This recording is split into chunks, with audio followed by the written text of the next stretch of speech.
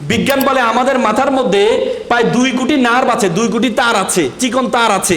বলে যে একটাকে একটার সাথে যদি যুক্ত করা হয় তাহলে 2 লক্ষ কিলোমিটার হবে তারের দূরত্ব। মাত্র 17,000 কিলোমিটার দিয়ে পুরো পৃথিবীটা আমাদের হাতের মুঠে চলে আসছে। তাহলে 2 লক্ষ কিলোমিটার মাথার মধ্যে যে নার্ভ আছে এটা দিয়ে পুরো বিশ্ব জগৎ তোমার হাতের মুঠের মধ্যে চলে আসবে। ধারণা আছে তোমার বিশ্ব জগৎ সম্বন্ধে?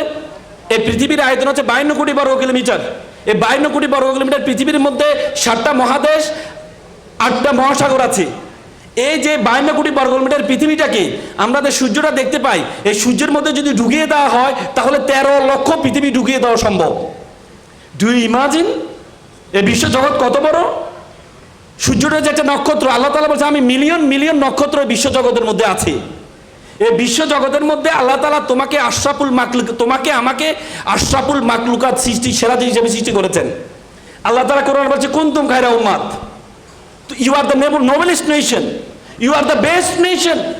আল্লাহ তাআলা বলেছে এই বিশ্ব জগতে যা কিছু আছে সব কিছু আমি তোমার জন্য সৃষ্টি করেছি, আর তোমাকে আমি সৃষ্টি করেছি ওয়া মা খালাকতুল জিন্না ওয়াল ইনসা ইল্লা লিয়াবুদুন, শুধুমাত্র আমার ইবাদত করার জন্য।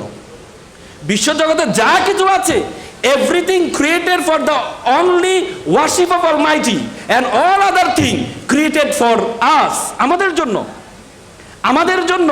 আর আমাদেরকে তৈরি করছে আল্লাহর ইবাদত করার জন্য। আল্লাহর ইবাদত, আল্লাহর ইবাদত, আল্লাহর ইবাদত শুধু নামাজ পড়া আল্লাহর ইবাদত নয়, পড়াশোনা একটা ইবাদত, নিজেকে যোগ্য জায়গায় নিয়ে যাওয়া একটা ইবাদত।